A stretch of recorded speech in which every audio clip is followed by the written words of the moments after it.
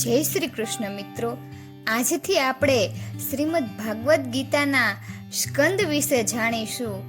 તો ચાલો શરૂ કરીએ. પ્રથમ સ્કંદ. શ્રીમદ ભાગવતના પ્રથમ સ્કંદના પ્રથમ ફલાધ્યાયના 3 શ્લોકો પૈકી પ્રથમ શ્લોકમાં ભાગવતમાંથી ફલિત થતા વેદાંત સિદ્ધાંતના સ્વરૂપ દર્શન સાથે પરમ સત્ય પરમ બ્રહ્મ પરમાત્માના ધ્યાનનો નિર્દેશ ગ્રંથકારે કર્યો છે. બ્રહ્મસૂત્રની ત્રિસૂત્રીમાં જે વેદાંત સિદ્ધાંત સ્ફુટ છે તેનો તે જ શબ્દ નિર્દેશ કરવામાં આવ્યો છે. જન્માધસ્ય યતઃ શાસ્ત્ર યોનિત્વાત અને તતુ સમન્વયાત. તતુ સમન્વયાત આ સૂત્રોથી અભિપ્રેત જગતનું નિમિત્ત અને સમવાયી કારણ બ્રહ્મ છે.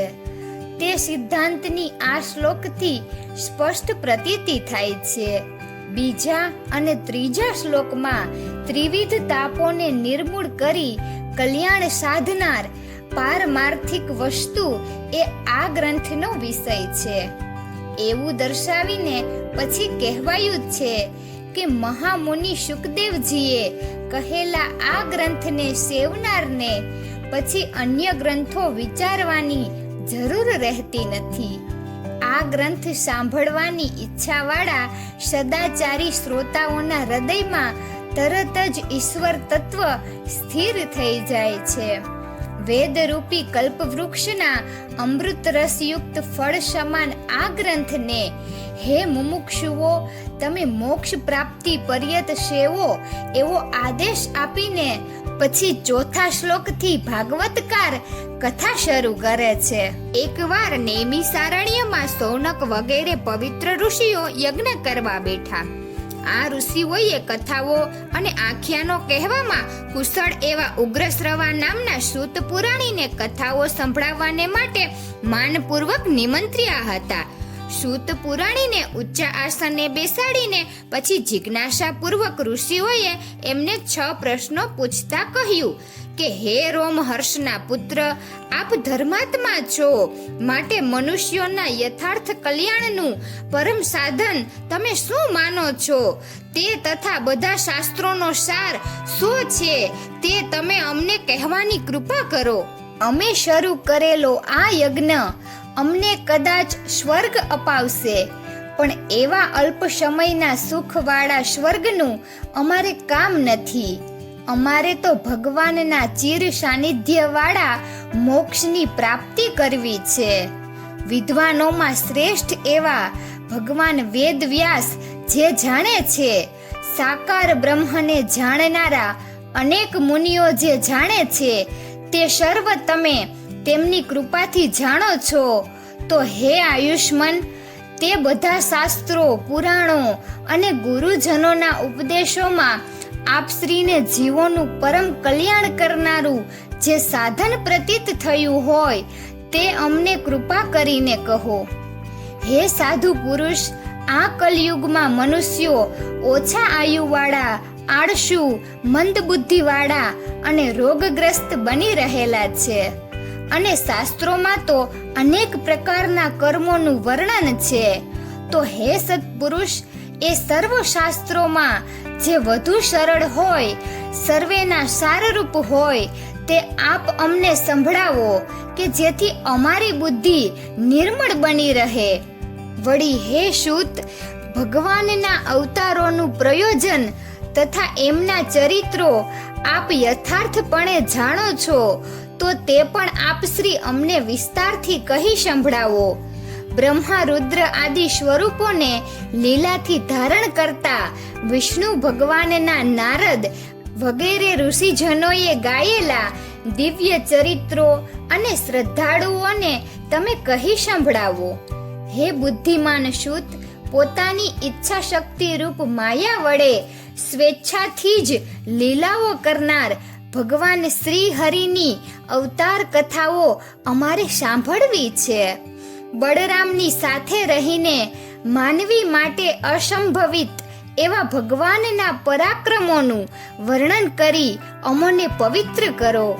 બ્રાહ્મણો અને વેદોના શરણરૂપ ધર્મના રક્ષક એવા યોગેશ્વર ભગવાન શ્રી કૃષ્ણ હવે પોતાના સ્વરૂપને પામ્યા છે, ત્યારે ધર્મ હવે કોને શરણે ગયો છે તે બધું આપ અમને કહી સંભળાવવાની કૃપા કરો.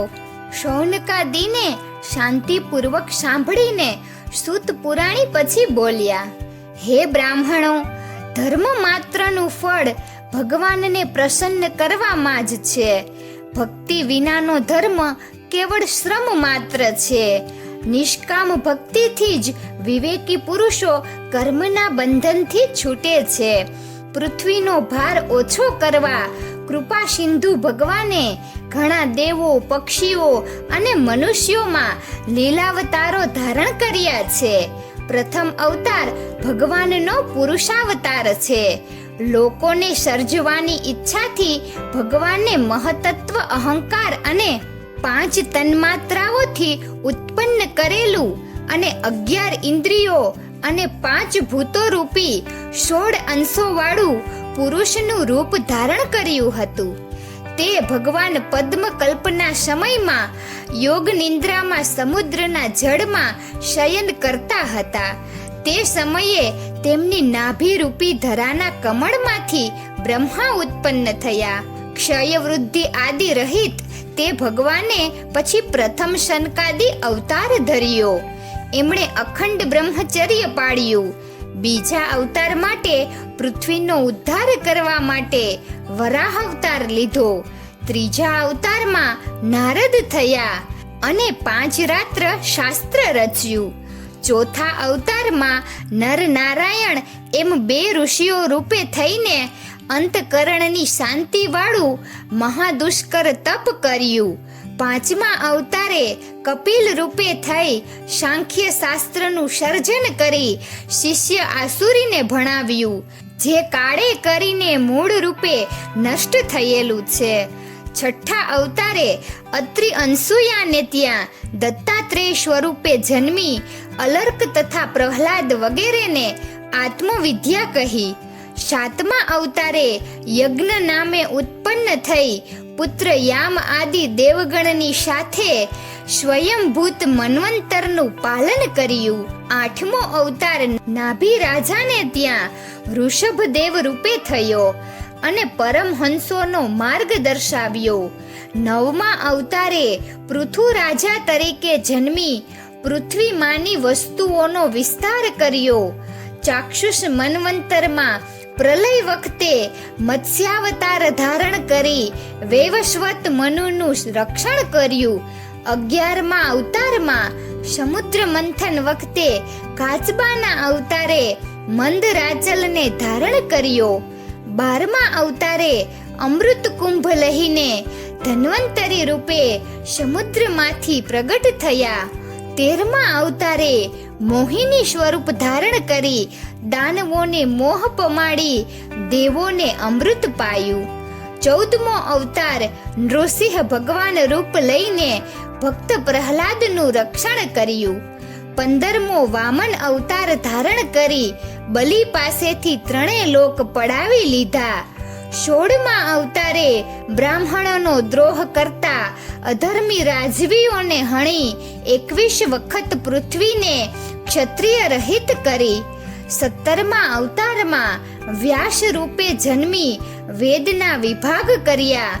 પ્રકૃતમાં બ્રાહ્મણ ભાવનો આ 3જો અવતાર છે. પ્રથમ વામન, બીજો પરશુરામ અને 3જો વેદવ્યાસ. 18મા અવતારે રામાવતારમાં દેવોનું શ્રેય કરવા રાવણ વધ, સમુદ્ર નિગ્રહ આદિ પરાક્રમ કર્યા. ક્ષત્રિય ભાવથી રામાવતાર પ્રથમ છે.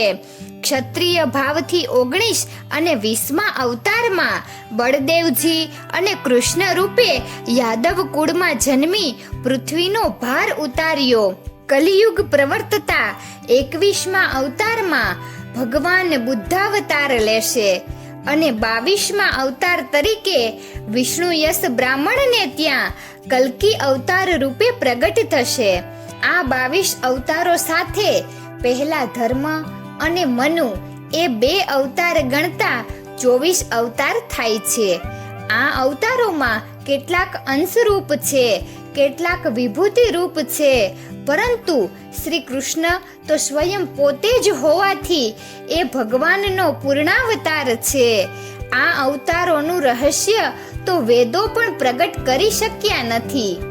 હે શૌનકાદિ ઋષિઓ, તમે તો ધન્ય છો, કેમ કે સમગ્ર લોકના નાથ ભગવાન વાસુદેવમાં તમે આવો શ્રેષ્ઠ ભક્તિભાવ ધરાવો છો. તમે વર્ષોથી યજ્ઞો કરતા આવ્યા છો, છતાં આવા સ્થૂલ યજ્ઞોથી અસંતુષ્ટ બની રહી ભગવત લીલા પ્રત્યે મન વાળો છો, એ તમારું સદભાગ્ય છે.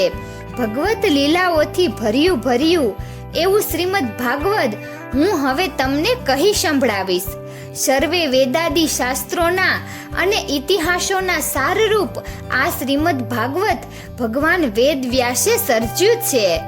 એમણે તે પોતાના પુત્રને શુકદેવજીને કહ્યું હતું.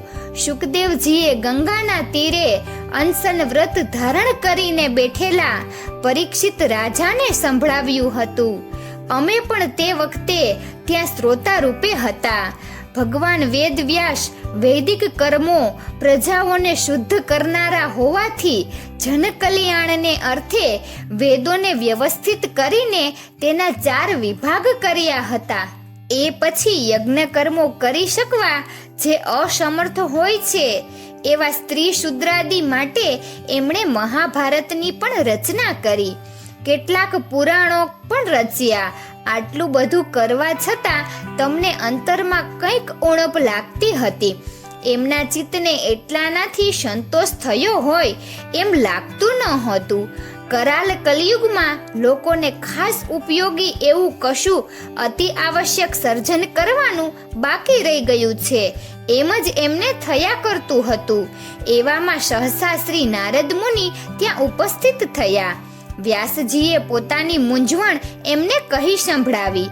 તરત જ નારદજીએ એમને ઉત્તરમાં કહ્યું કે હે વ્યાસજી, તમને વેદના વિભાગ કર્યા, કર્મ માર્ગ અર્થાત પ્રવૃત્તિ માર્ગ દર્શાવવા મહાભારતની પણ અદ્ભુત રચના કરી, પરંતુ પરમ તત્વ પરમાત્મા પ્રત્યેની ભક્તિ વિશે તમે મહત્વનું ગણાય એવું સર્જન કર્યું નથી.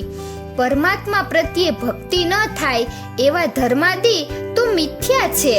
સત્કર્મોનું સાચું ફળ તો ભગવાનના ગુણોના શ્રવણ કીર્તન સ્મરણમાં જ છે. માટે તમે હવે ભગવાન પ્રત્યેની ભક્તિનો મહિમા ગાઓ. ભક્તિ વિનાના જ્ઞાન યોગ તેમ પુરુષાર્થ તો વ્યર્થ જ છે. સર્વ સામાન્ય જન સમાજને માટે કેવળ ભક્તિ માર્ગ જ સરળ અને કશા જ જોખમ વિનાનો માર્ગ છે. ભક્તિ એ તો હૃદયની ઉર્મી છે. ભગવાનના અનેક અવતારોની તથા ભગવાનના ભક્તોની કથાઓ એવી હૃદયગમ હોય છે કે એને ભક્તિપૂર્વક ગાવાથી યા સાંભળવાથી જીવાત્મા પ્રસન્ન બની રહે છે. સાંસારિક દુઃખોથી દુણાયેલા જીવાત્માઓના કલેશની શાંતિ ભક્તિના રંગથી સર્જાયેલી તમારી ભગવત લીલાઓને પ્રદર્શિત કરતી કૃતિથી શક્ય બની રહેશે. મિત્રો, આજની કથામાં અહીં વિરામ લઈએ છીએ. આવતા વિડીયોમાં જોશું કે વેદ વ્યાસજી આગળ શું કહે છે.